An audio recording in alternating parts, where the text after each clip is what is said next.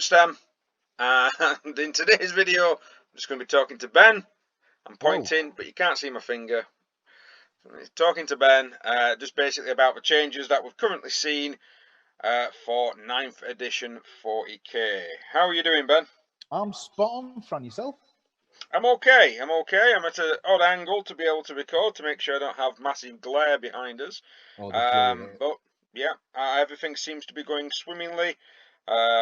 Unfortunately, I'm not fortunately or unfortunately, I don't know if it's a gamer's prerogative to be furloughed or not furloughed. I might have liked to have been furloughed and get rid of a lot of my backlog, but my workload has now increased, which has meant that my backlog is not actually being touched at this moment in time. I have to say, I've not been furloughed. I've been working from home full time still, which has been interesting. It works fine for me. I quite enjoy working from home. But I've done zero hobbying. The last bit of hobbying I did was getting multiple broadsides to that stage. And I've got the weapons elsewhere in a bag up here. I mean, people have piles of shame. What I have is a bag of shame. There we go. So in there, you've got old school Marines, you've got Tau, you've got unpainted Tau, all magnetised though. I mean, look at that. Yeah, magnetised. And again, all weapon magnetised stands. But yeah, that's the bag of shame, really. Right. I need to crack through. Right. I like it.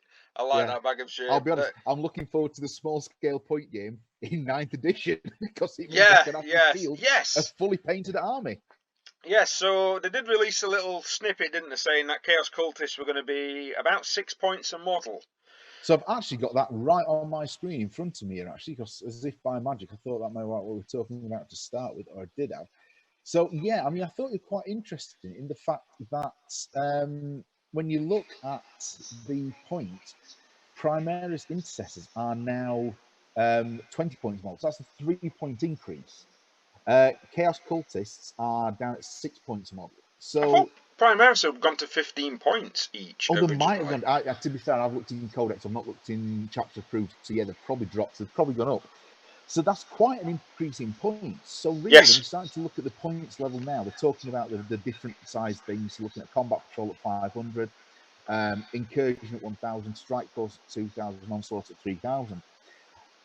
It's doing some very basic maths on those 2 points levels we've talked about. You can assume that to fight a current 2,000 point in 9th edition is going to be roughly old school about 1,600, 1,700 points. Yeah, probably. So I think it might depend on army. Yeah, I agree. I think because I think Intercessors may have gone up to 20 points because it might be that they're more beneficial with some of the special rules that's associated to them. Exactly. So I quite like the explanation why they've done it in terms of being able to get more granular in terms of the match play side of things. That does make more sense to me, and also from a commercial point of view, it makes sense because if you want to start playing, if a new 500 point army is actually an old 350 point army, start collecting box set, and you're probably there. So that's a good point. From a commercial point of view, you've got an easier entry. Yeah, that is a good point. I think I will probably do lower points cost games when and if we all manage to get back into a club setting. Eventually after lockdown. I don't know. I mean, we've been discussing maybe we might be able to get in with a bit of social distancing or a booking system, but it's up to people. Because I know yourself, your Mrs. Katie's, she's got like asthma and things of that nature. You've got to be careful with, haven't you? Really? She's got to not necessarily shielding, but we've got to be careful. Yeah. So again, I don't think I'll be going into the club anytime hugely soon, but we'll see. We're going to play it by ear. Yeah. I mean, excuse me, the weather's nice and you can play it on a coffee table. Happy to have a game in the garden. That's the thing. We've got some portable 4x4 tables at the club, sir. We can always. Behind me right here as well. Yeah. So, there's a range of different things. So, and I think that's the other interesting thing, that you're not needing a 6x4 table now. Well, I was going to mention. Sorry to interrupt you there. I was going to mention that they apparently, according in the rule book, there might be recommendations on table size depending on the game level you're playing. Because I know when they released a command point system, telling you how many command points, rather than having it as a flat, because I know the initial one was a flat 500, 1,000, 2,000, 3,000. The command point one, they've just, I think it was yesterday, as of recording this, it said up to 500, and then went 501 to 1,000, 1,001 to 2,000. Okay. So it seems I've to not be seen about. that because certainly with the command point here, but yeah, I mean, it says 500 points. That's roughly 3 command points, then 1,000. So I don't know if it's a case of when you reach that level, that's when you trigger that next set of command points. So, like you say, 9,999, you might still be on 3, or that might be 6, and then you trigger it and go above. I don't know, but yeah, and I think the change to command points is interesting. I like the fact it's a flat command point structure you get, and if you want to buy more battalions, so if you want to take, Imperial Garden, here's a cheaty knight, depending on your viewpoints on knights, then you've got to pay command points for that. So I kind of like what they've done there.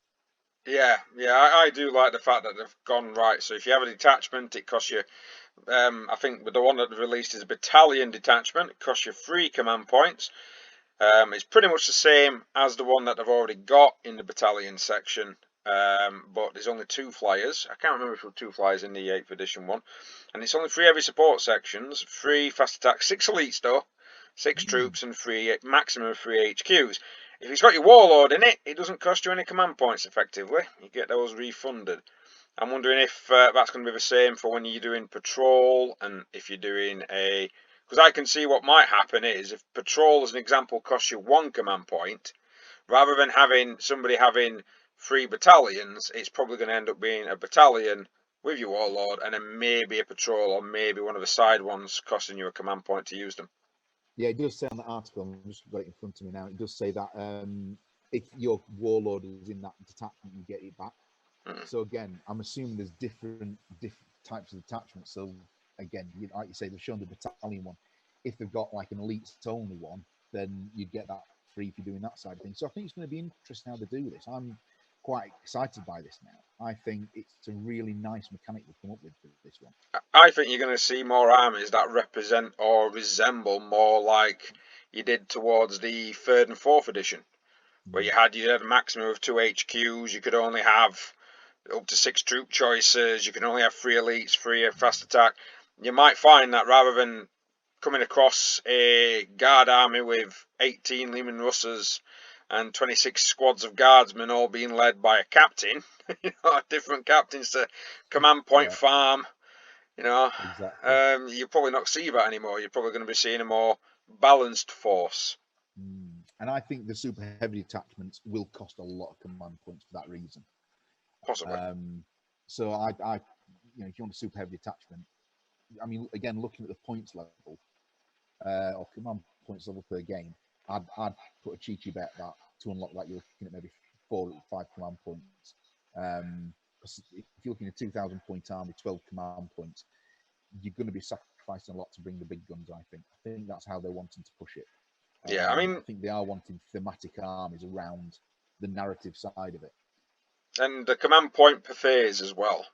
So you get 1 command point back per phase. Yeah. There's probably going to be, in future codexes, you'll probably get where if you take certain commanders, you get 2 command points back per phase, or something of that nature. But I do like the tagline, more stratagems for everyone. No, what you've done is taken some stratagems off certain people and then given more to others. Yeah. Because they've now said there's 7 core stratagems, haven't they, that every army can access.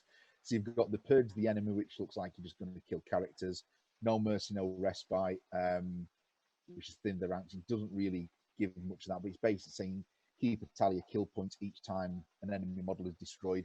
Add 1 to the tally. Now, if you're going up against some like orcs or mids, that's going to be a high tally. You're going to need a big piece of paper and a lot of 5-bar gates.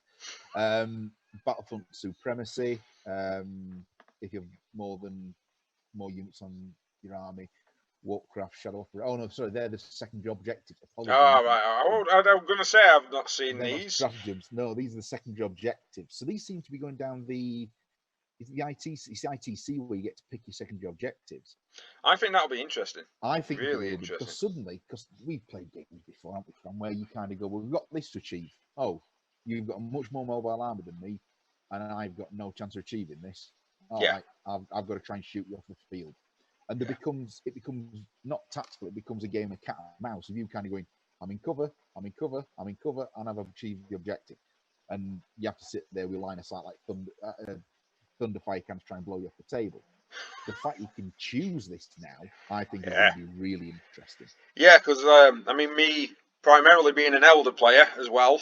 I do play a lot of Guard and everything else, but my favourite army is Eldar. One of the biggest bugbears is always hold this objective, and you're like, Yeah, exactly. You know, I'm Eldar. I shouldn't be sat here. I need to be moving. That is the whole point of an Eldar army. And then it's like, no, because they've mentioned. I don't know if you've seen this. Actions. You're going to be able to do actions with your units. Now I have come across a couple. One of them was plant the flag. So whether or not that is going to be in lieu of shooting, you can put a flag down on an objective, and you are counted as having that objective, even if you're not within X amount of inches of it. I think maybe so. I mean, the way I read that one about the flag one was to claim the objective. It's no longer got to just be stood on it. You've got to do something to get it. So again, it might be a case if you just sat there. It's not a case of who's got the most models in base combat. You have to sacrifice your shooting to be able to hoist your flag up and take the victory point. But another one that's an action, just going back to the secondary objectives. There's one here again talking about your Eldar. This is going to be ideal for it. It's like Warcraft and mental interrogation. And it says you score 3 victory points each time you successfully complete the following psychic action, which is a mental interrogation. It says a walk charge 4, but then no other details because obviously it's keeping it curtailed. Yeah. So I think these actions, we're going to see a lot more of those coming out. And I think that gives a real nice flavour to the game, to be honest with you. Nice bit of narrative. It feels like it's pulling back on its role-playing roots from the first ever Rogue Trader, which had a lot of role-playing elements to it. Yeah, which I'm looking forward to. So the Crusade count system looks superb from what I've seen so far. And I like the idea that you can advance scouts to it. And it kind of reminds me, not because I got into it in second edition, but I've seen Rogue Trader. But I remember in the second edition box, you got the 3 books. You got the Codex, the rule book, and the War Gear book. And one of them, you got the campaign section pamphlet with it. And every time the Space Marine player finished the game, they rolled to see which casualties of what happened to them, whether it like a flesh wound or they were dead or not. Yeah. And it kind of feels like you're bringing that element back into it. And I think that's going to be great. I'm really looking forward to that. Well, I'm sure it was either 3rd or 4th edition that had something very similar with army experience. It kind of run a little bit like Necromunda. Whereas if you partook in a game, your unit would get 100 XP. If it did something in the game, then they would get extra XP. And then also, if they had lost half of their starting strength from the beginning of the battle, they'd lose 100 XP. And if they lost all of the models, they'd lose 300 XP. To show fresh recruits coming in. That wasn't really played a lot, I think, because at the time, especially in the 3rd, 4th editions, it was mainly, even your narrative style missions were more match play. It was like you had a force, they had a force, it didn't really matter. You just had a set of objectives, and sometimes you'd have a different force organisation chart. That would change, but it didn't really have the same as 8th edition's narrative play, which I really, really enjoyed. Yeah, I think the narrative play is really good. So I hope it runs exactly as you're saying, where you kind of get the experience, you can add it up. I also think maybe one of the reasons why people didn't do that is because that sounds like it's a huge admin task. Yeah. And I think this is one of the reasons why they're releasing the app at the same time. Possibly. Because I think the app is really to drive people on there. So I think if you want to run a campaign, a narrative campaign, you can do, and you can get your Microsoft Excel out, and you can create your spreadsheets and everything else, which, being quite a nerdy person, I really look forward to. I created my own Necromunda sheet. But ultimately, I think the app, if it does what it says it's going to do, which is being able to create match play army lists, such as like what Battlescribe does now. And how long have we been banging on that need to be doing something like this? And I think by doing that, if they can integrate the campaign system into it, they're on a winner in my opinion on that one. The fact you can just carry it around in your pocket, you don't have to carry all the books with you, because we've always said one of the biggest things about 8th was, you don't have to have 10 books, but now you have to have Psychic Awakening, you have to have Chapter Approved, you have to have the rule book, you have to have, if you're a Marine player, your Marine Codex and your supplement. Plus, then if Vigilus as well. If you're a Marine player, well, you could get away with not using Vigilus, but I found that I had to have Psychic Awakening Book 1, which I think came out with some special characters, like a Chief Apothecary or Lord Librarian.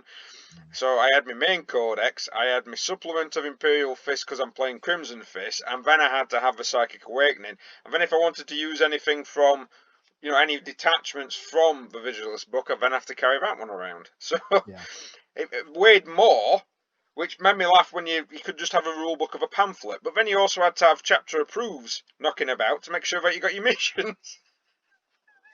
And I think they've kind of realised that now. I think that's been a lot of the feedback is, why are we carrying books? They've done a great job with Age of Sigmar where you don't need them to carry them around with. You've got the basics included for free, and then you can buy the special ones. And if they do that for 40k, it's going to save my back. Yeah. So, although, with some portliness of some of us wargamers, we might still want to carry the books around. It's the only type of exercise we get, to be honest with you. I'm going to say the fact our club's on the second floor. Means you at least get some steps in your day on a Monday when we go up there. But but no, I think the narrative side of it's going to be superb. I'm really looking forward to that. I'm going to be interested to see how it works when it's a case of, if you've got a narrative army in a campaign you go up against, and just another match play army you don't necessarily play on a regular basis. It said for the narrative campaign, the Crusade side of it, you can get specialist war gear when you look certain things.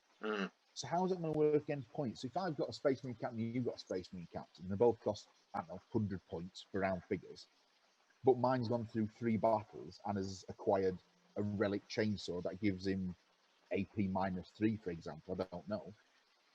Is that just a case of, well, he's been used 3 times, you've got some cool stuff with him? Or is it a case of, well, actually, you've got some cool stuff, but his costs increased to 105 points? I wonder if we're going to put a points cost to it. Because I can't see how else they can balance it in match. No. Because then you could go up against an army you've not played before, but if you're going up against, it's like in Necromund, if you go up in the old version of Necromund, you went in with a new gang against an old gang and an experienced gang, you get wiped off the face of the board before you started. You did, but you used to be able to. Excuse me. Sorry. You used to be able to, when you did that, you would get so much bonus XP that it was worth it, because you'd turn up, you'd lose, you knew you were going to lose, but then your gang would be rock hard next time you played them because you escalate up so quickly. Unless there's going to be a balancing mechanic where, for example, it might be, so how much XP or how many advancements has your units got? Oh, I've got 5 units, 5 units have all got an advancement. Oh, well, your opponent then gets 4 command points per turn. Or something of that nature, just to balance it out, so that you're then slightly at a disadvantage of going against that army. Yeah, I think that could be interesting to see. I'm genuinely looking forward to it. I mean, looking other things of it as well. I think they've clearly realised terrain in 8th was something and nothing. It was like, there's a forest there. What's that mean? Oh, you get a cover save.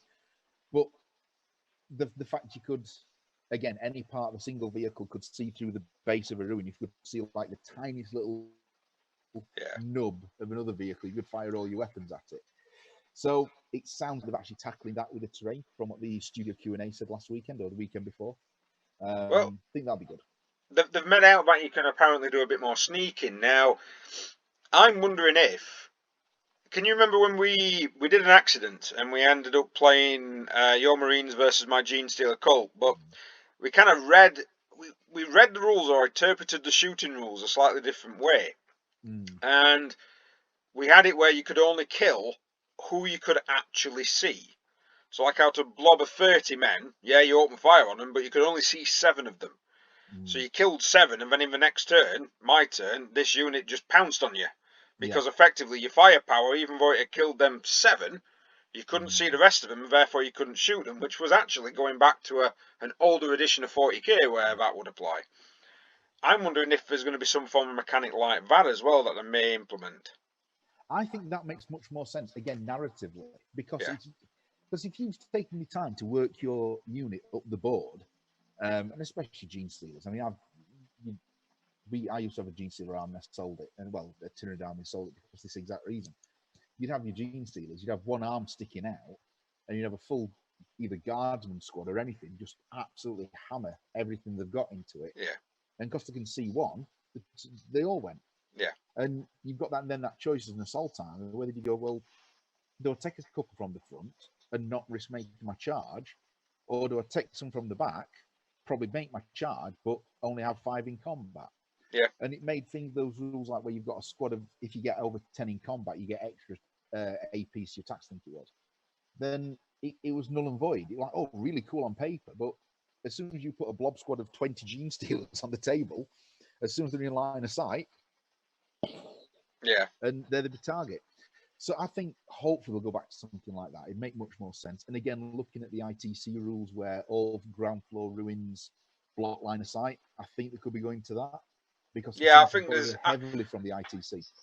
From what I've read, they said something about it was just an interpretation, but about something going through. Now, I know because I mean I played at the tail down under Rogue Trader, mainly played second, and then I played all the editions since. Primarily in the 4th edition of the game, there was what's called area terrain. So basically, if you had a block of trees, from the edge of that tree to the other edge of that tree, if something was within 6 inches of the edge, you could shoot it, and it could also shoot out and see you. Same applied to ruins, or any form of terrain with a base. Ergo, area terrain. Yeah. If you were at the other side of the area terrain, even if it wasn't 6 inch wide, you still couldn't shoot through it. It completely blocked line of sight. So, because we were in 8th, we were kind of scrambling, trying to make terrain that blocked line of sight, because that's what you kind of needed. You know, even though you got the new buildings, it were like, well, we best make sure we put some boards up, so you couldn't have somebody go, I can see your antenna, you know, and shoot through it. It were like, no, you know, this blocks line of sight. In fact, we even did that with some custom-made Necromunda terrain, where we said even though it had got bits you could shoot through, you couldn't shoot through that terrain piece as a club rule. It makes me wonder if we're going to bring some form of area terrain back, whereas if it's a building, if somebody's at the other end of a building and it's got a base, you can't see them and you can't shoot them. Maybe so, maybe so. I certainly know they've said they're coming out with recommendations of the amount of terrain per table size. Yes. So the fact is, if you're having a 2,000 point game on a 64 table, they're saying this is what we recommend to make it an even fight between a shooty arm and a choppy arm. And more one way makes it better for combat armies and less makes it better for shooting armies. So I think the fact that giving that steerance and guidance means they've picked up on the fact that terrain really was an issue, because that alpha strike ability, especially something like an Imperial Fist's Space Marines army. Yeah. I mean, it's devastating. I love my Marines, but it got to the point in 8 before the lockdown happened. I was getting bored of playing them, because you kind of put them on the table. You go, I've got first turn. There's a load of damage done, and if you hit the right units, even with prepared positions, it wasn't giving them the cover save they needed, because the guns were so powerful. And the couple of times I played with Tau before I was finished, again, they were just as bad. Yeah. So I'm genuinely hoping from somebody who has 2 shooting armies that it stops the power of them, because it's no fun. You don't want to spend an evening setting all your models up and thinking, right, I'm going to put this here, put this there, and within the first half hour, you're disheartened because you're kind of going, well, this is going to be over turn 3 and it's going to be whitewash. And your opponent's disheartened because they're going, well, I don't want to keep playing because every time I've not even moved a figure yet, and I've put half my army back in the case.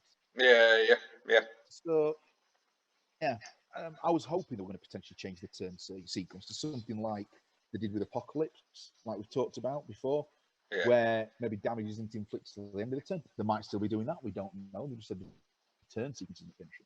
But it seems to me, from all the conversation we've had, and also what the FAQ, the Studio FAQ said, they said the turn sequence isn't changing, or there's no massive changes to it. They've added these extra phases.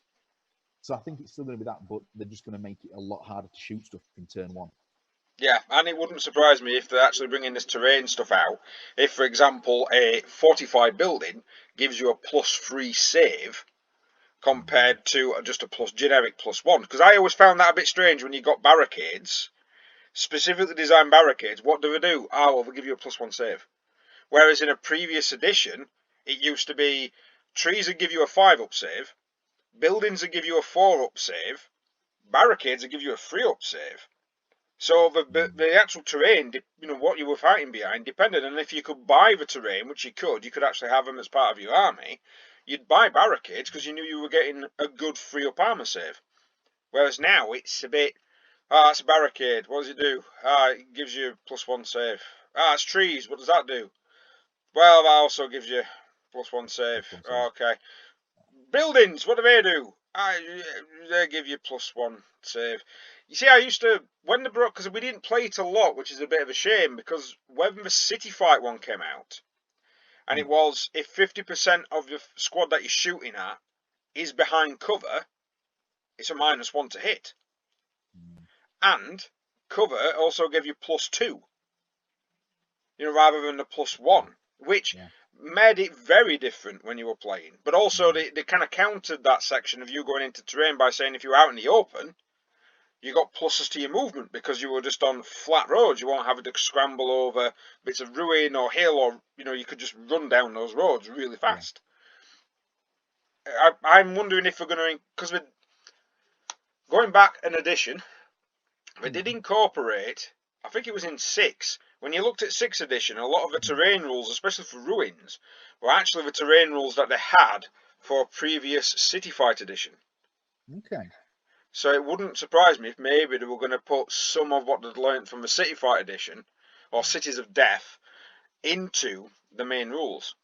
I hope they do something like that, and terrain plays a much more strategical part. So you say at the moment, you kind of go, I'm just going to run for cover, and any cover does the same job. Whereas, a bit more thematic of, well, I'm stuck behind the GS defense line, which is something that's designed to take a pounding. Yeah. A 2-up or a 3-up save makes much more sense compared to, I've got a twig in front of my face because I've got a little bush in front of me. Yeah. You know, it's not going to work, is it? It's going to... No. I know it's fun. I'd want to be stood behind if a bolter shell were heading towards my face. Yeah. So I think that's going to be interesting. The other thing to say with that is the fact they've capped modifiers. That's it. Whatever the maximum modifier is they get, that's it. So you can't have, well, I get +1 for this and +1 for that and +1 for that and +1 for that. And you've got the classic scenario, you've got Leviathan Dreadnought on a 2-up save with a 2-up income save and ignoring wounds on 5+. I mean, I love my Leviathan Dreadnought. I got it because it's a cool model. But when you put it on the table, you feel guilty putting it on the table again. Again, some you don't like guard as well. We just go boom. And I don't even do it where you can stack and stack and stack. Yeah. Just the standard rules for it are impressive. And if you get an extra cover save, it's really tough to get through it. Yeah. So I hope the fact that they are limiting those modifiers, that's going to make a big difference in my opinion. Yeah. And it's going to stop these power bubbles that you see coming up where you've kind of got one Tech Marine and an Iron Hands Master of the Forge, and they're stuck between 3 repulsors. Yeah. Throwing out however many shots a repulsor throws out, which is obscene in any case. It is. The fact it's cheaper than a Land Raider. Yeah. I mean, that's just bizarre. But anyways, I think that cap on modifiers is going to be a big win for so many armies. Yeah, I think that's what it is. You need to limit. It's the casualty rate. 8th edition is the casualty rate. Yeah, you were killing a lot of models, but the problem is that, like you said, if you got a good shooting turn and you killed a lot of your enemy's models, they couldn't fight back. They could not fight back at all, and it just became a bit of a, right, okay, well, you've set your line up. I mean, I've even played against Grange when he had all that artillery, and it was just, turn 1 against, like, I think it was my Gene Stealer Cult, and it was like, turn 1, all this artillery hit. It did overlapping fields of fire, loads of different stratagems, and I was like, half my army's gone. Points. That needs to be far more command points. One command point, is it? I've hit you real as good. Overlapping fields of fire. But I suppose the limitation on the command points now will actually stop a lot of that from happening. If you played a 1500 point game, you get 12 command points. Whereas before, I've done it myself, where if you played 1500 points with guard, I think Grange has ended up with 3 battalions before. Yeah. You know, it's like, oh, heck. So that's 15 before you add the 3 for the game. That was like 18 command points. Against my Space Marines, I've got 1 battalion and maybe an elite, and it's like, I've got 9. Well, remember when the Tau Codex first came out, I think they changed the points value, but it was the cheapest troop choice in there of Kroot. Yeah. And you could have, or was it Firewall? I can't remember which it was at the time. But you could basically make 3 or 4 battalions in a 2,000-point army, get some like 35 command points. Yeah. I mean, granted, it was a pretty ineffectual army because it was basically a horde army of fire warriors, Yeah. and that's never going to work in a million years. But it was a very breakable system. Whereas I think that's your command point. That's it. It's going to stop people A, farming them, and Yeah. B, building lists to get as many as they can do, and have Yeah. stupid lists that just don't fit the setting for me. No. Yeah, but I mean, you could if like the cards fell right, if you're playing objectives, or you could land well. I remember there was one game I was playing. I can't remember against yourself or Grange, and I'd been reduced to 1 devastating marine with a missile launcher, and that was the last model I'd got on the game, and nothing had got indirect fields of fire, and he was in my deployment zone, and I just had to hold. I got 2 victory points more than whoever was playing, and I just had to hold off because if he tabled me, this would be before the acceptable casualties came out. Yeah. If he tabled me, he'd have won. So all I did, I hid him under this ruin. I had this marine with a rocket launcher hunkered down, kind of going, "You can't see me." I remember it must have been great because he had the right fit. He just Yeah. everything across the board trying to get to me, and he couldn't get to me. And 1 marine won me that game, but he had decimated my entire army up to that point. There was nothing left on, and granted, that marine he played very well that day in terms of shooting and everything. But yeah, so there's some interesting things there. I think the limit of the modifiers is going to be good. I think the limit of the command points is going to be excellent. Yeah. And generally, I'm just looking forward to it. I think how the tank mechanic and monster mechanic will be fascinating. I'm looking forward to seeing more about that. Yeah, I'm looking forward to see how that works. I would like to see some more of the sequences maybe sort of pre-released before we, because I'll be honest, I'm not even painting 40k figures because I'm not sure how the new game's going to run, and I quite liked if I'm playing an army, I paint and build the figures for that army that I'm playing. So at the moment I'm catching up with Blackstone Fortress. What do you think to cut them down? Have you read this stratagem? When did that one come out? It's 1 CP. Use this stratagem when an enemy unit falls back before any models in that unit are moved. Roll a d6 for each model in your army. Each model in your army that is within engagement range. Now, I think the interesting term there is engagement range. That's what I'm picking up on as well. What does that relate to? What does that mean? I kind of guess that's going to be an inch of an inch, unless they're going to redefine that. Because again, I think crafty players are slightly using that to the disadvantage. They always describe the within inch for an inch rule as you have 2 ranks fighting. Yeah. Whereas if you're on a 25mm base, you can technically get 4 ranks of guardsmen fighting if you line them up base to base. Because that's yes, you can. So yeah, I think that might be, in terms of engagement range, that might be how they're going to define that. But the fact is, anything in the army, not that particular unit, I think that is really interesting, that one. I think for 1 command point, it seems at the moment cheap. Obviously, we've not got the full rule set. Yeah. But like it says in the article, if you've got a mob of 30 boys and you've positioned them so they're all can fight, which is easy enough to do with 30 boys against a squad of maybe 10 Marines, that's 30 dice. Yeah. Statistically, you're going to be taking, 5 mortal wounds on that one? Yeah. So that's 2.5 Primaris gone as they disengage. And then, like you say, it depends what they count as engagement. So if they're counting pistols as an engagement weapon, as an example, then you don't have to have your boys all the way up there. You could just need to be within 12 inches. Yeah. So yeah, I think there's going to be some interesting things here. I think they've certainly realised combat armies need a boost. Yeah. And it needs to come back into it, because I used to love playing Tyranids. I love the original idea of a horde of bugs charging forward, Starship Trooper style, and you've got the Imperial Guard or the Space Marines just shooting away, trying to get through them. Yeah. And you just couldn't really play that in 8 after they brought some of the changes out. When 8 first came out, it was okay, but then as more and more powerful armies came out with better shooting ranges and more codexes came out, NID just again dropped down that list in terms of playability. Yeah. And it worked if you wanted big bugs. If you wanted huge bugs on the table, you could make that work. But it then very quickly descended back into the 7th build of a Flying Hive Tyrant with twin link devourers flying up a flank, harassing people whilst everything else got in, and there was only really one build. And yeah, you got to the point you put.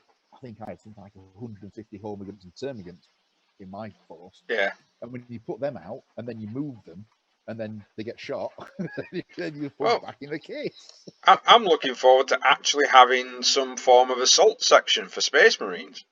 Because at the moment, with Space Marines, there's no point. You might as well just have Devastators and Tacticals, or the equivalent, you know, your Intercessors, and even those junk guys with the shooting things. I don't want to get them in combat. I'm just going to sit here 18-inch away and shoot you. Exactly. Why would you? Yeah. I do like the look of the new Space Marine bikes, though. Oh, they are beautiful. I like my bikers, and so for anyone who doesn't know, I play Blood Ravens and I run them as old school salamanders, so master artisans in the reroll per squad per turn. So I don't use white stars or anything, but I just love a bike squad. I think certainly in the current edition, the points you get so much bang for your buck. And looking at those new ones, Primaris bikers, I've got the bag of shame. Under the desk, there's boxes of shame as well. And I'm like, I'm not going to buy new models, I'll get the rulebook when 9th comes out. That's what I'll do. And then I saw the models that you get in the box, because it looks like you get some form of new Devastators in the box as well. All right. Have you seen those? I've not really looked. They look like Melter. I did a full video on me doing my full of, you know, like all my units of shame, and then I've quickly decided that I think I'm going to get the rules when the first book comes out. I'm going to wait for any new, simply because as well, my Space Marine army from when 8th came out, my Space Marine army was an addition to my guard, and it was about 1,000 points. Yeah. It's now about 4,000 points. You know, within the space of 3 years, and I'm thinking to myself, we don't play more than 2,000. I think I might slow down on that one, and then collect for other forces. I want to concentrate more on my sisters, which I'm surprised they've released a video of sisters being mentioned. You've got Necrons, and then the box set comes out, and it's Space Marines versus Necrons, and it's like, oh, come on, can you give us a starter set with different races in it for once? Yeah, I mean, I'm glad they've brought Necrons into it, because I think Necrons really needed some love. I don't know. You ever fight Necrons? I thought they were a bit lackluster. There were a couple of really good units, like you've got in most armies, but other times they're just. For anyone watching at home, quantum shielding. Well, pain in my ass. It is a pain, I'll give you that. But yeah, I'm just trying to find the. There we go. I'm getting to the focus. I'm just scrolling back through our club chat because I know the photos are in here somewhere. And there's just so much. Necrons were a pain in the backside at times. But sorry, the new model. The fact the new captain stroke lieutenant stroke veteran comes with a Volkay pistol. That's interesting, bringing that into 40k. Yeah. And then, come on, where are we? That's the. Is that the Marine one or is that the Necron one? That's the Necrons one. The Marine one is close by. So if you look on here, the new Lord Executioner kind of guy. Yeah. And then you've obviously got this one, which looks like it's some form of commander as well. Possibly, I would think it's a new chaplain model. It does look like that. I mean, there is a slightly closer one, besides the load, here. But then these are the three that look like the Devastators. So they all look like they've got some form of melter gun, but underslung melter gun. And they're in that, not Gravis armor. Yeah, they look a bit more like, what have we got, aggressors? Yeah, so they're like aggressive Gravis armor, but then moving forward with melter guns. So you always got these new honor guard, which look really quite cool. I have to say, I do like the look of those. That's the guy with the Volkay pistol, so he might not be HQ looking at him. But again, if you look at that battalion detachment, where you've got the 2 HQ, the 3 troops, everything else. Yeah. This is 1 HQ and this is another HQ. And then you've got a troop section, or potentially 2 troops, an elites, bikers actually fast attack. Yeah. Another elite. I think it's going to be a nice box set, that. It does look that way, and of course what will happen is everyone else they'll double it up, because they'll have mates with Necron armies that they're going to So, Exactly. share with them, you know. I do love this guy. I think that's an amazing looking standard there. I love the original one, but I think that's gorgeous and Yeah. ancient, should I say. But yeah, those bikes are something special in my opinion. I mean, that's the guy with the Volker pistol. It's just And sword and absolutely shield. delightful. In Yeah. fact, it looks a bit much like some old school breacher from Forge World. It does. And the fact now the 40k rules team are running the rules for Forge World models, it's not with Forge World anymore. They're bringing it all under one house. Yeah. So Forge World having all the Forge World rules being under Games Workshop rule. I think that makes sense because then you've got it all in one place. You've got the same people working on it. You've not got different interpretations of it. And they can balance the weapons. Because again, going back to the thing that people love to hate, the Leviathan. It's a gorgeous model and I love it to bits, but it is overpowered in my opinion. For the points you pay, it is brutal. You take 2 storm cannon arrays on that, and you're throwing out a lot of shots that's going to cut down most models. Yeah. So yeah, I think that also in the Whirlwind Scorpius, that's another great model from Forge World. I think it's beautiful, and but the rules I think are overpowered for the price you pay. The fact for is it 2 command points? You can have basically 3 rounds of shooting with it. Used to be able to. What it was when the new codex came out, the Scorpius had Whirlwind as a keyword, so you could use that stratagem with the Scorpius. But about a month or so after it got released, it got errated, and it no longer had the Whirlwind as a keyword. And that's fair enough because again, the fact if it stays still, it shoots twice in any case. Yeah, it's delicious. Listen, it's not as bad as them repressor. Is it repressor? Repulsors? It's not as bad as a repulsor. Yeah. 4 shots, better cannon. Well, same cannon that you get on. I compared this with a friend. The weapon got more shots than the Mechanicus equivalent, which is D3 shots. Because if you only moved half, you got to fire twice, and it was heavy too, so you got to fire 4 times. Yeah. The Mechanicus one was D3. Yeah. The rest of the starter line was the same, but the Mechanicus one was about 15 to 20 points more expensive than the one on the Repulsor. I'm like, what? I don't get it. Yeah. But yeah, ultimately, I think I'm really looking forward tonight. I'm looking forward to seeing what comes out. I think it's probably going to be on sale end of June. Perfect time for my birthday. Yeah, so I think it's going to be interesting times ahead for 40k. Yeah. I'm really looking forward to it. I think it's some good stuff. I'm glad you are, mate. I'm glad you are. I'm looking forward to it as well. But I'll be honest, I'm reading up on my old school rules as well. I've been reading 2nd edition, seeing whether or not we can get a battle report in of 2nd edition game, just to take it back there. You know? I remember playing a couple of 2nd edition games. Jeez, it's not as complicated as Rogue Trader, but it's still fairly complicated. Yeah. I think I like the data sheets. The data sheets for the vehicles always made it entertaining. It did, yeah. You could go, I've lost a wheel. Yeah. Or I've hit the track.